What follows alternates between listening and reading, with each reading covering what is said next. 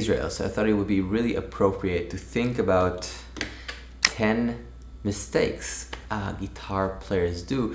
And the reason is not trying to point fingers, but I'm trying to point a finger at myself and think about 10 things that I have definitely didn't do in the best way. Now, not that I know the ideal and best way, but I will want to share these 10 things that I think if I were to kind of know how to go about it when I start practicing and working on music seriously, that would have shortened the path to play more freely. So yeah, I'm in Israel and this is actually my first guitar, so it's kind of cool. Maybe it's more the vibe of like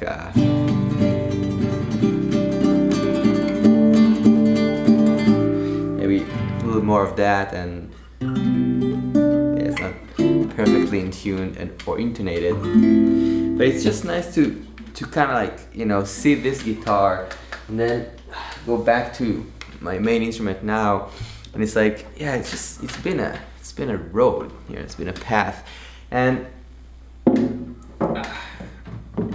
I was just thinking it would be really cool to talk and to see some of these ideas that I learned during this path, from coming from Israel and going to study in New York and trying to work on music and trying to, you know, make things happen musically and understand how to go about it. So with no further ado, let's do this. Before we start, we're going to talk about 10 really crucial points that I believe dearly that will help you. Some of the last points are also very important. We'll talk about some, you know, emotional things as well as some very, very clear practical things and some mapping of the fingerboard. So stick around. 1, and this is a very important one. When we're practicing guitar, we're creating pathways in our brains, and we want to make sure that we internalize the information. So one of the mistakes that I used to do is just trying to play things way too fast. I think, you know, whether it's just an arpeggio or a chord progression or a scale, you want to slow things down to the point that you actually let your system learn the information. All these actions are complex, so slowing it down and consciously telling yourself, okay, am I processing the information, am I learning, or am I testing myself, is a huge part of the learning process. And it took me a very long time to understand that, but if you do, you will learn faster. Question: so what is your worst mistake with guitar, you know, now that you're old and wise? But really, I'm curious if you could share, you know, just drop a comment with a mistake that you realize, you know, and that just kind of changed your perception after understanding that. I think for me, this whole YouTube is kind of like just basically trying to help everybody to get better faster, you know, because it's like kind of cool that we can share this information in this kind of way. And I remember like just trying to practice these things and being quite frustrated and not sure how to go about it and what to do. So I'm like very adamant about like, oh, let me share whatever I know so someone else can get better faster. So drop a comment and tell me what is your mistake that you've done, or a couple, you know, things, and so we can all learn more. 2, also very important. Music is generally speaking in time, so paying attention to the pulse, to the beat, and trying to feel it internally and to kind of groove with it is a really, really good idea from the get-go. So using a metronome, a drum machine, a loop, whatever you want, but just trying to be in time. For example, I can subdivide the pulse. I have a chord note, really simple, and then I'm just gonna subdivide that into 2. So ta ta ta ta ta ta ta ta. Now notice that I'm trying to really feel it. I'm trying not to just like understand it theoretically. I'm trying to kind of engage my whole being in this pulse. So I'm really feeling this groove. Ta ta ta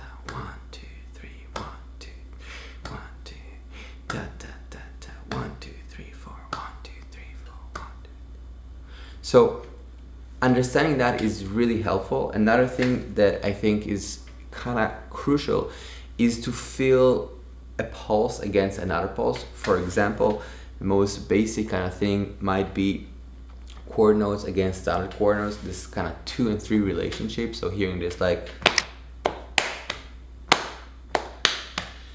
although this is again simple, or maybe you've never done it before, so you need to like practice it a little bit, you want to get really comfortable, because when we're playing music, there is quite a few layers of time and rhythm at the same time. So if we are comfortable and able to process it and kind of interact with it, we can create things better and more freely. And that's a big part of the goal.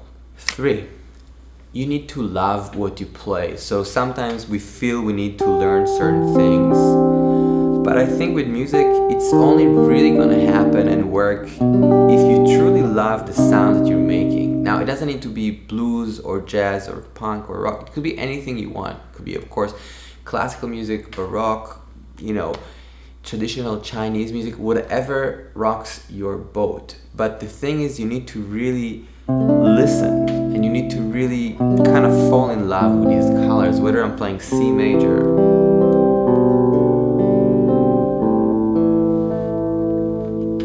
I need to kind of pay attention and listen and fall in love with it. Or it can be also something more complex with more extensions. But as long as I love it, I can process it and pay the time that this thing and process needs. So do what you love. If you're into this kind of content and like to support the channel, the best way to do it is probably by checking out the Patreon. There's a lot of PDFs, including the triads and scales for this video, but also a bunch of stuff there, and some jam tracks and cool things. So thank you. 4, also something that took me some time to understand. So being clear with your goals. So I would write down specific things. I think like saying I want to get good at guitar is not helpful. I think saying I want to play C major scale in a certain area of the guitar in a certain tempo and super clearly identifying that element is something we can process and work with. This is something I mentioned before, but I do think this is a crucial point to be clear and articulate to ourselves what are we trying to do, and breaking it down to smaller pieces and smaller chunks. 5. Okay, so you're already learning this shape of D minor 7, okay? D minor 7. Now you just checked out this cool guitar shape, and you're playing it here and here. And you're practicing it with a metronome. You're moving it around, maybe you're even playing it in time. Just like kind of loops, okay. But, and this is important, it's kind of like a language, like we need to make music with it. Like we need to be creative with the stuff. So it's not enough to be like, okay, just I got the shape down. No, now you have to, assuming you want to like make music, you really need to take this stuff and create and be creative with it. So if you listen to this, maybe I'll just like create a song or write a song.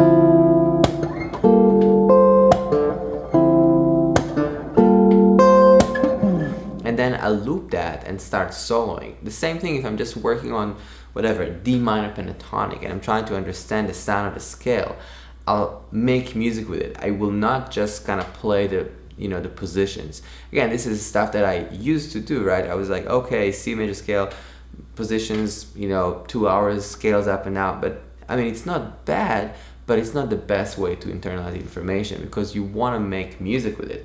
While you're making music, you can be like, oh, I don't really hear or see this thing here. Let me pause, go back to the lab, and then go back and make music, because I think the point is making music. 6. All right, so creating a framework for ourselves, basically cultivating an environment to support what it is that we're trying to do. So for example, if you're trying to play jazz or blues, maybe you want to go see some music every week, like live music. Maybe you want to schedule some sessions with your friends. Maybe you want to, write a time in the calendar. If you're really busy with work, maybe you want to do it super early. Maybe 7:30 to 8:30 a.m. before work starts. Maybe then you're going to play guitar for an hour. I'm not saying it's the best time. I'm just saying you can decide on the framework and make conscious decisions and put time in the calendar. Really set aside time to spend on the craft that you care about so much. 7. All right. So this is kind of almost a technical thing, but when you're playing things with guitar, again, let's say you're just practicing C major scale, I would really take the time and map the notes and listen to what we're doing, right? So if this is C, when I'm playing C major, I want to hear that, and I'm telling myself, Do, Re, Mi, Fa, Sol. I'm telling myself the names of the notes in my head, assuming it's slow enough. And oftentimes when I practice, I'll literally sing it. I'll just go Do, Re, Mi, Fa, Sol, La, Ti, Do, Re, Mi, Fa, Sol, La, Si, Do, Si, Do. Now the point of this is understanding this note is C, and when I'm playing C major chord, it's the 3rd, but also when I'm playing B flat 7, it's the flat 5, or when I'm playing D minor 7, it's the 9, etc., etc. So understanding the relationship and how the notes are and how do they sound on the guitar, right? So finding all these E's and understanding the context. So basically the point of this is slowing things down, and when you're playing something, know what it is. Don't kind of randomly put your fingers. Now I'm not saying I'm not using shapes. I am using shapes. I think shapes and looking at the fingerboard is really great and super important. But also when you're doing the action, try to okay, this is D.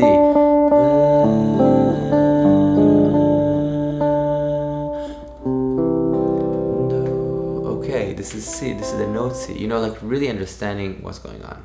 8, triads. So I remember very clearly trying to play this Bach piece.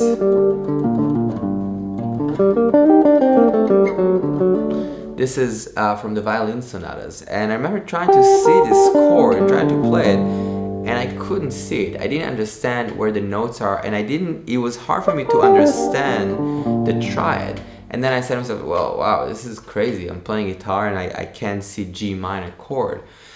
So I kind of paused and I said, okay, if I look at a piano and I'm not a piano player, I can still play triads better than I play on guitar because it's so clear. So I just said, okay, I'm gonna map the triads.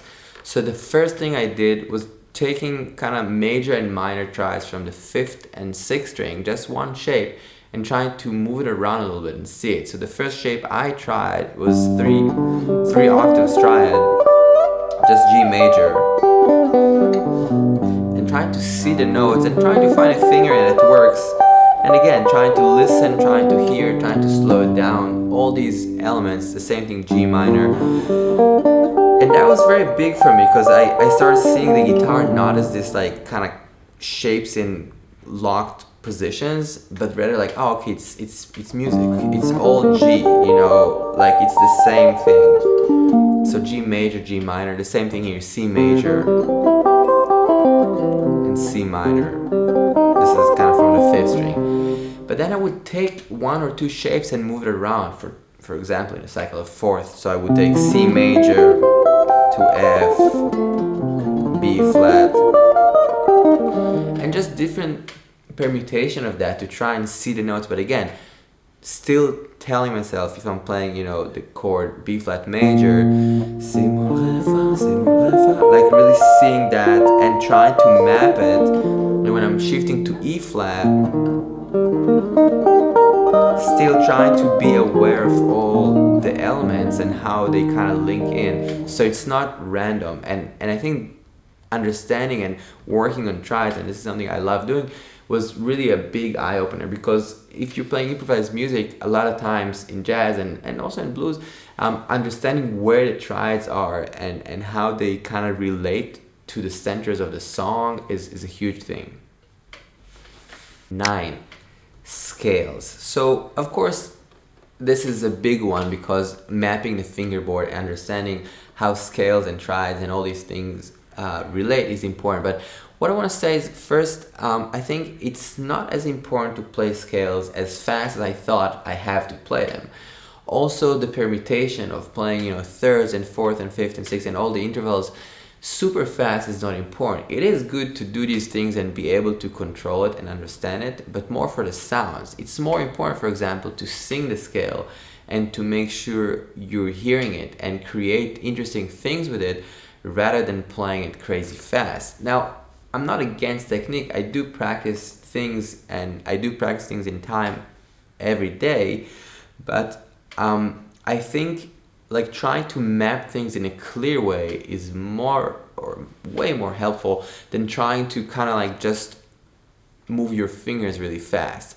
So what I would say is like really starting, for example, with kind of like 3 notes per string, say F major, and like trying to like make sure that positions are clear, but in the process again like making sure that the right and left hand are synced. Like, how am I hearing this? For example, I would play F this way.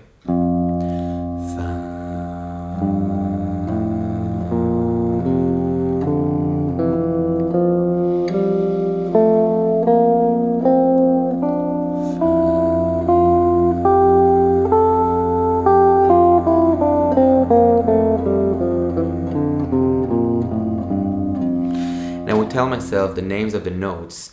I would sing the notes and flip instead of having kind of drone.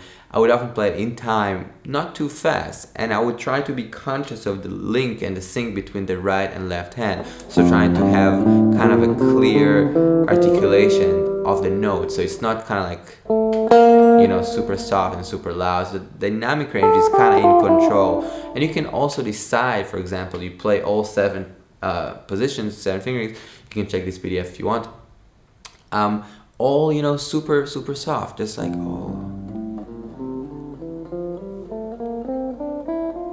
pianissimo, pianissimo. It's also music, right? 10. So there is information everywhere, and I think it's important to learn things, and I think you also know a lot of times what you want to do. So I would take a piece of paper, I would write some points of what I'm trying to work on, how I'm going about it, how is my framework of time and relationship to the instrument, and then I would log out of YouTube and go play guitar. I mean, again, it's great to look and seek for information, but also we need to do the action. So sometimes, we're just being bombarded with information everywhere, which is interesting and cool, but sometimes it's just good. So, I'm actually asking you to just like close your laptop and go play guitar.